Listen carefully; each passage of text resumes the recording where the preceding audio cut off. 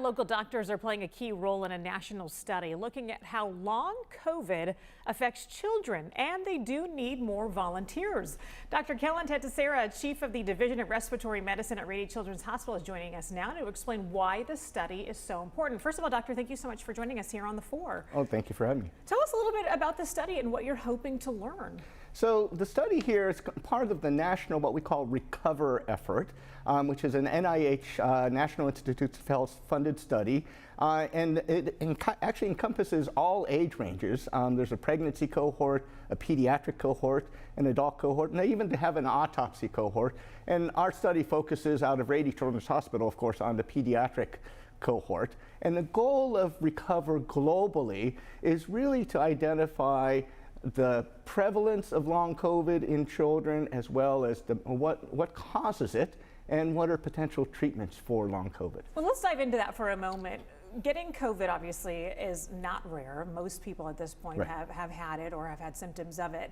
But long COVID seems to be different. Is that rare in children? No, I mean, so actually it depends on who you read, like many things, but the prevalence or the incidence of long COVID has been estimated on various studies somewhere between 1 and 60%, whereas most studies that have looked at this really focus on within 30 days after infection. It's about 25% of kids have persistent or new symptoms that they did not have before COVID. When you look longer terms, both adults and kids, really it's about 7 to 10% have persistent longer term symptoms. And what are we talking about as far as those symptoms are for long COVID, and are they different than what adults are experiencing with long COVID? Yeah, so there are some subtle differences between kids and adults. By far, the number one symptom that kids tend to undergo is just fatigue or malaise. They just have no energy whatsoever. Other common symptoms in kids include things like persistent cough and chest pain, whereas in adults, we've all heard of, my taste and my smell has been affected. So that's actually is the number one thing that has been seen in adults. And while they also have respiratory symptoms, their symptoms really tend to be more shortness of breath oriented. Yeah, and this is interesting because it looks like when I was reading through the notes here that Rady Children's has about 700 children. Is that locally that are a part of this study? Correct.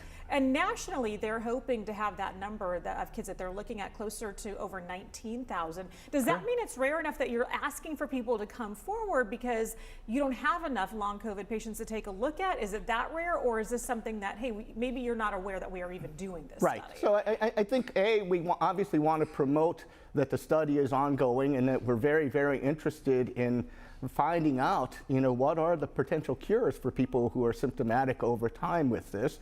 But B, I think it's because we've really negotiated this over the course of several phases. So of those 19,000 planned enrollments, 6,000 were what we call our main pediatric hub tier. So there are 8 primary pediatric center, and those 6,000 have been largely recruited for this initial tier 1. And tier 1, what we mean by that is that they just really primarily gave a blood sample and they filled out a variety of surveys so that we can assess what are your current symptomatology.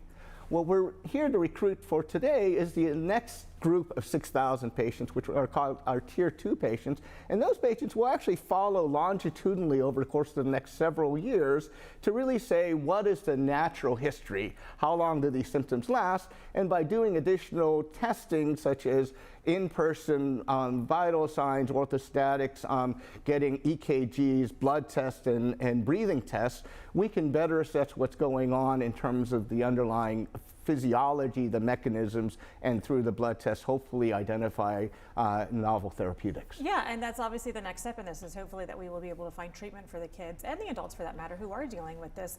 Dr. Tantisira, I appreciate your time. Good luck with the study. Will you come back and keep us updated? That'd be very Absolutely, helpful. It'd be a pleasure. Thank you. I do want to let people know that if you are interested, perhaps that your child is dealing with symptoms, you have some questions about it, cbs8.com/help is where you can go to find out more about signing up for this study. Carla?